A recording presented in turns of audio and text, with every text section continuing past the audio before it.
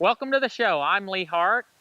On today's show, we're going to take you out to Bull Parker, legendary bit maker and spur maker. I've known Bull Parker for over 30 years, and him and I together have sat down and we have figured out the bits that work for me and don't work for me. And on today's show, he's going to walk you through and talk to you about the bits that personally work the best for me. He will also show us what goes into making these handmade works of art. Thanks for joining the show today. Sit back and enjoy.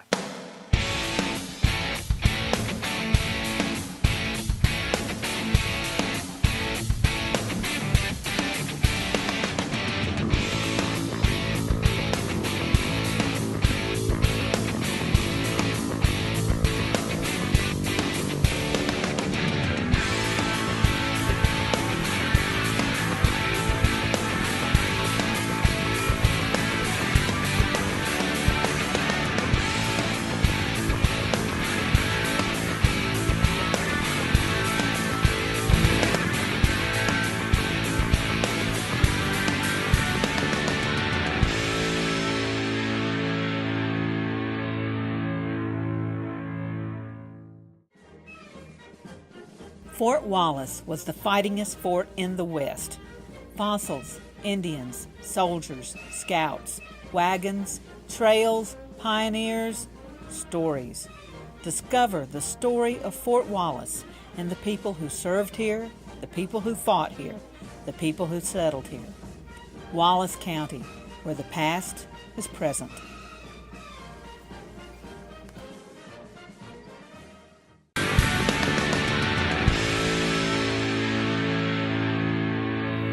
Welcome back. Today we're going out to Bull Parker's place and we're going to learn how he got started making bits. I was an iron worker for about 35 years. In my younger days, I did a lot of traveling and I worked on a lot of TV towers like Channel 27 in Topeka, and I like doing that kind of work, and I like traveling around like that. Along about that time, I really liked to do a lot of shooting. I did a lot of trap shooting. I went to a lot of big shoots. Went back to Vandalia, Ohio several times. In October of '73, I had my left leg broken about 5 places. Didn't work for a year and had always piddled with guns some, and so I decided that while I couldn't work, I should go to gunsmith school in Denver, Colorado. So I did that for a couple years and was offered a teaching job there, but I didn't want to be obligated to have to go to school every day and not have any time off. So, you know, it's always been easy for me to make things and to do things with my hands, and I always liked handmade bits, like to buy and sell and trade handmade bits. So I was around, you know, bit makers, and I knew them really well, and so when I decided that I wanted to do this full time, why, I had so many good friends that, like Jerry Cates and Don Rogers and Pat Vaughn and Tom Palmer. You know, it was easy for me to go get lessons from any of them and try and become a better builder. And then also, what's a little bit different from my part than a lot of them's part is, I was always around a lot more professional cowboys, and I always had to make stuff that worked. And, you know, if it didn't work, why, they would tell you about it, and a lot of times they could tell you what they wanted to do, whereas some bit and spur makers, they go to a lot of trade shows and they trade amongst themselves and they sell to the general public and stuff like that. Why, I never have been to a bit and spur show as a vendor. I've been there as a tourist, but never as a vendor to try and sell something. we like to make everybody's bit or spur or buckle or whatever we're making the best we can make it. Maybe 10 or 15 years ago, my wife felt sorry for me at Christmas time and said, "What can I do to help you?" And I said, "Oh, let me show you how to saw these big pieces of silver here." So since then, Sandy has learned how to saw silver, and all my bit and spur buddies tells me that Sandy's world class. She's the best.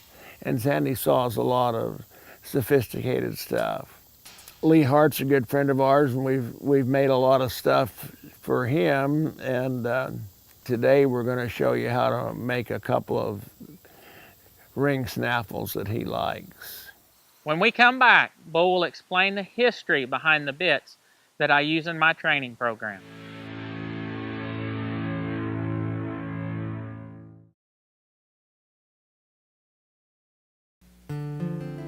Howdy folks, it's time to saddle up for a brand new television series called Cowboy Up, a celebration of the American cowboy. Our show will feature the very finest in Western musicians and cowboy poets for your enjoyment. We'll explore Western music, meet these performers up close and personal, and enjoy their performance of music and rhyme. This is Cowboy Poet Laureate Ron Wilson inviting you to join me as we cowboy up. Happy trails.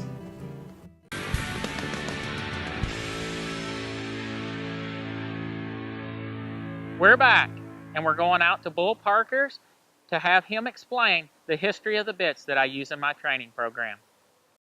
This is what I call a everyday working snaffle. This is one of Lee's favorite snaffles. I've made him several. He likes this the best. One of the reasons why he likes it and other people like it is because it is so loose and it floats and travels so easy, the mouthpiece. And you'll see it's nice and wide, got copper on the inside. And you see that these collars are fairly big, and it gives all that looseness. Another snaffle that we make, that Lee has also, a snaffle like this, you can see how it's smaller in the center, and you can also see how the mouthpiece is trapped. It's more for a finished horse in the arena than a everyday snaffle. When Lee gets a horse out of a ring snaffle, a lot of times he will ride this bit right here. My good friend John Israel in Winona, Oklahoma, taught me how to make this bit. A lot of companies have tried to duplicate this bit. They haven't been very successful in doing that. You'll notice that the mouthpiece is set on a 45-degree angle. You'll also notice that the ring here in the center is offset to the back, and it's not in the center here. And what that does is that pushes that mouthpiece further forward in the horse's mouth. This little bit is lightweight. Everybody knows who John Israel is and what a great bit maker he was. And this bit just fits a lot of horses. A lot of young horses really like this bit. It's called a John Israel pipe bit. This bit here is also one of Lee's favorite bits. If you want to know the history of a bit like this, you will have heard it called all kinds of names. You would have heard Tramble call it a three-piece. You would have heard early Texans call it a dog bone. But in reality, an English veterinarian who came to the United States in the early 1800s by the name of Dr. Bristol worked on horses' teeth a lot. He was the one that invented this mouthpiece. But because us as cowboys didn't like him, because he was a stuffy Englishman, we didn't give him any credit. But if you read Mom's Bit Bible, you will learn all that. This is how I think this mouthpiece works.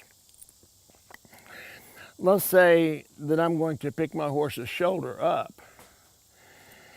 you know, and the tongue is laying here, and I'm going to pick this shoulder up over here.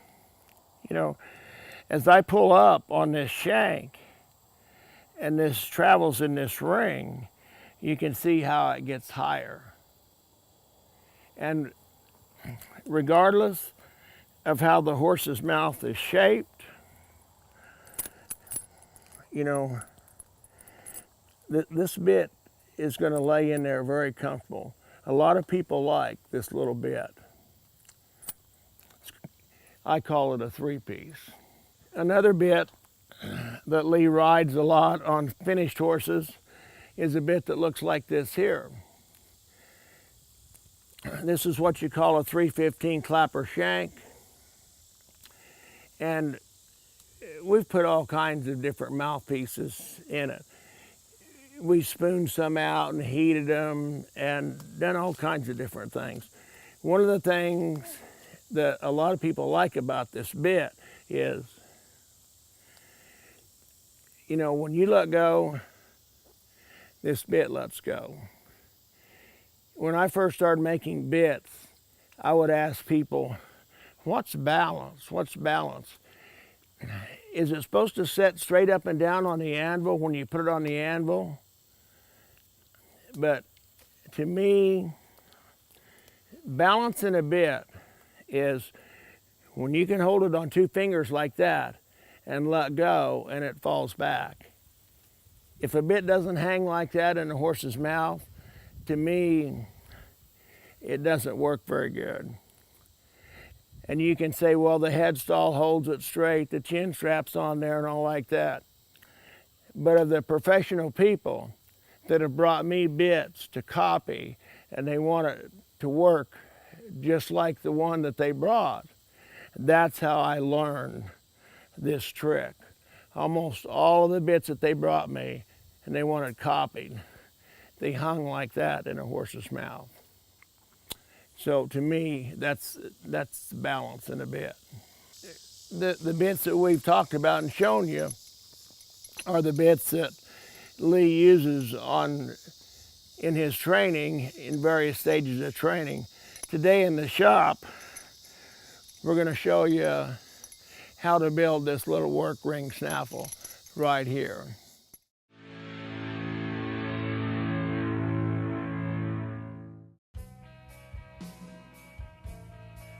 This is one of my favorite bits that I make.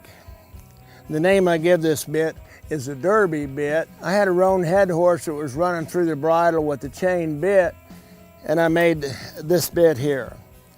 It really worked good on that horse. I sent this bit to Donnie McNeese, who breaks in cattle for Jeff Smith and Ike Cox.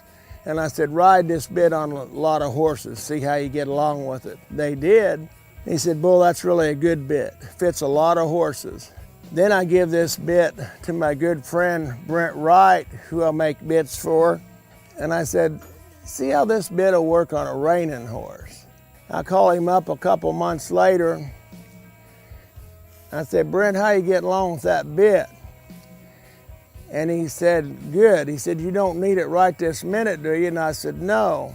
He said, good, because I'm down here in Texas and I just won a big futurity riding that bit. And when Brent got home, he gave me the buckle that he won the futurity with. I'm really proud of that buckle that Brent Wright gave it to me, and also that he got along so good with my bit.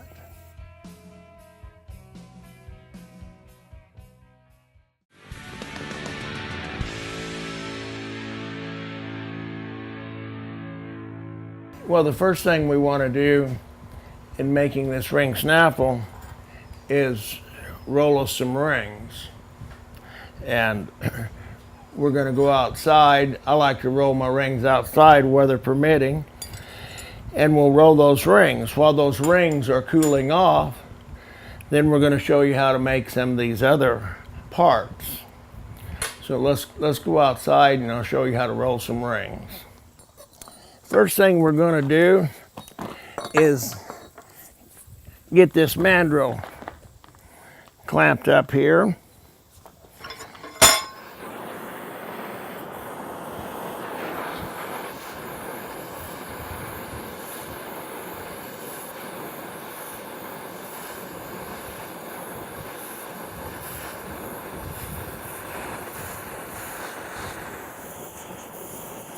The trick in rolling these rings is let the heat do the work. If you don't heat it evenly and the same, you know, then it's not as round.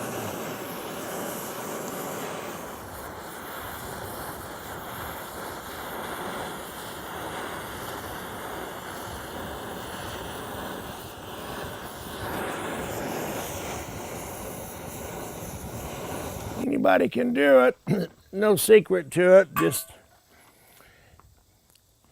heat it up, roll it around there, and you may have to do a little blacksmithing on it here and there to get it like you want it.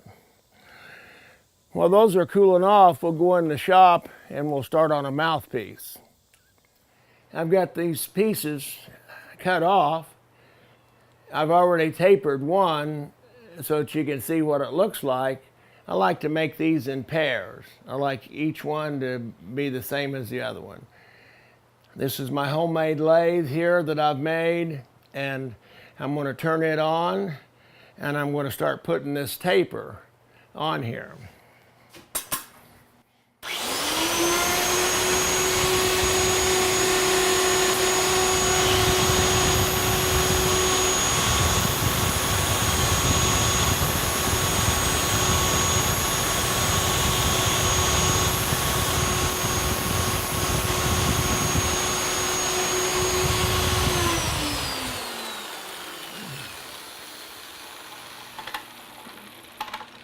Now that baby's hot, but because I'm used to handling hot things, I think I can make it to the water can.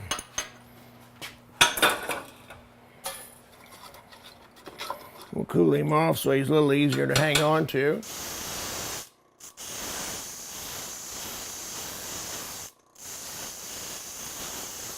Now that we've got our two pieces made, we're gonna take some eyes that we've rolled in the same manner that we did our big ones.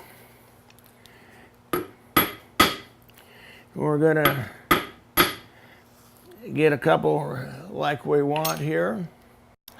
We're gonna tack these eyes on this piece right here and grind it and get it smooth. After we get one eye welded on there and smooth, then we're going to take our other eye, and you can see how that's bent. We're going to bend that a little bit more, and then we're going to slip it up inside this one. It's going to stick out here like this, and then we're going to weld our other eye on. And then after we get both of our eyes welded on there, then we look something like that there, and we're going to grind that out.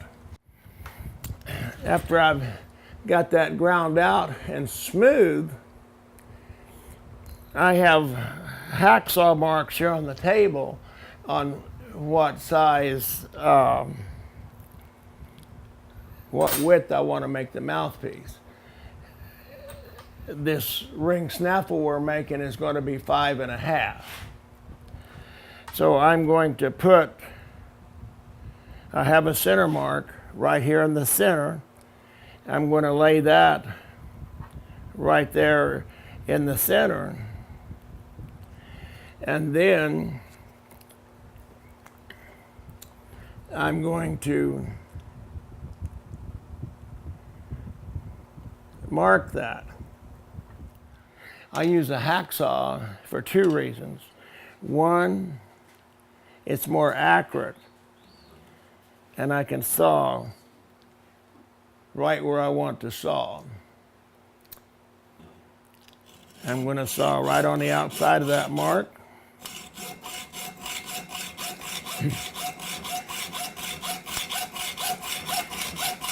The second reason why I'm doing this is because I think it keeps your hand-to-eye coordination working.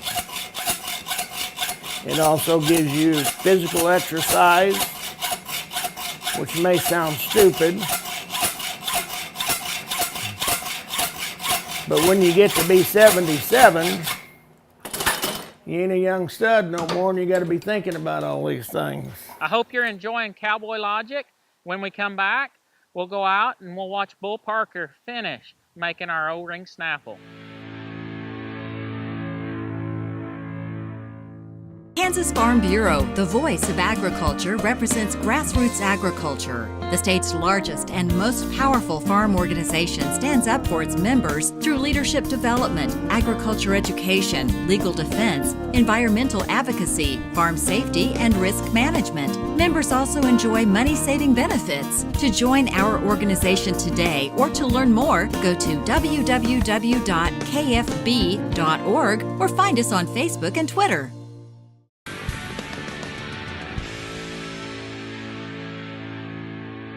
Welcome back to the show. I'm Lee Hart. We're going to head back out to Bull Parker's and we're going to watch him finish making one of the bits that I use in my training program. Now we're going to go back over to the table and we're going to check our length. Okay, now if you'll see that line right there, you'll see that I'm just a little ways past that. If you see that line right there, you'll see that I'm just a little ways past that. So now we're ready to weld on our collars. Now, we made these rings and these collars just like we made the big rings by rolling them. Now we've got our rings welded on there, and we're going to put this inside our big rings. The rings that we rolled outside, we've taken and cut them and spread them apart, rounded them up a little bit. So now we're going to put this inside here.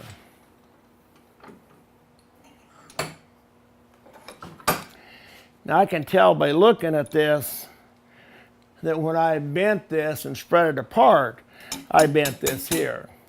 So this is the one that I'm going to bend back. Now then, you see that I have a little bit of a gap there. And I have a little bit of a gap there. And this gap is bigger than this gap. So I'm going to close that up a little bit.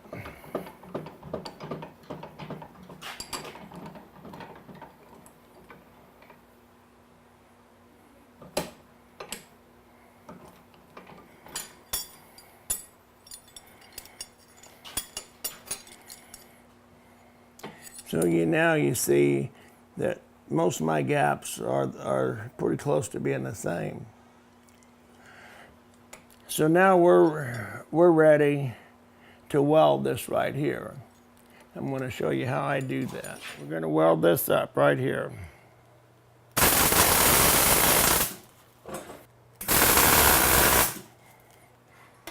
Now, we'll do the same thing to the other ring, weld it up and grind it out, and I will get another snaffle here and show you what we're going to look like. Now that we have our rings welded on there, we're back to the first one I showed you, and I wanted to show you what that looked like. And you'll notice that that has copper on the inside.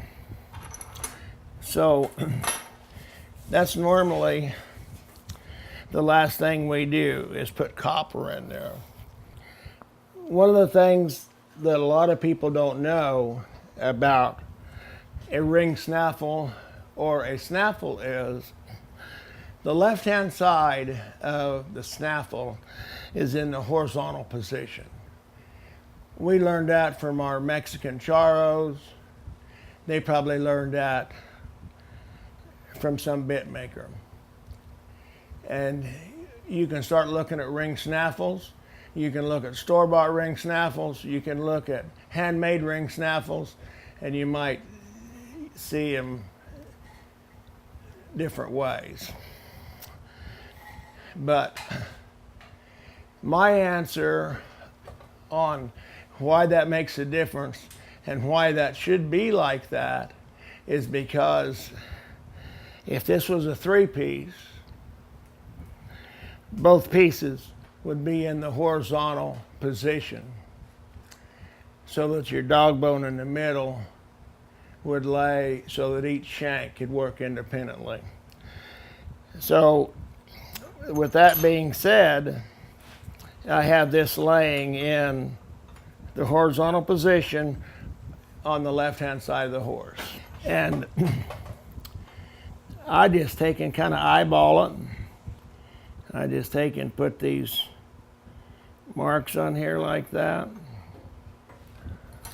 And you'll see that I marked it about like the one that we got done. I like for my copper to be over here and not out in the center. Number one, it's a larger diameter here than it is out there, so we don't take away from the strength.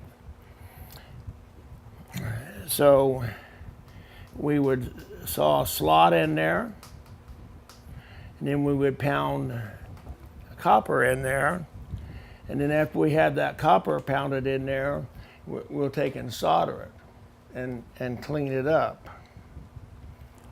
Now what I do different than most people is, after I had that copper pounded in there, I take and solder it with hard solder.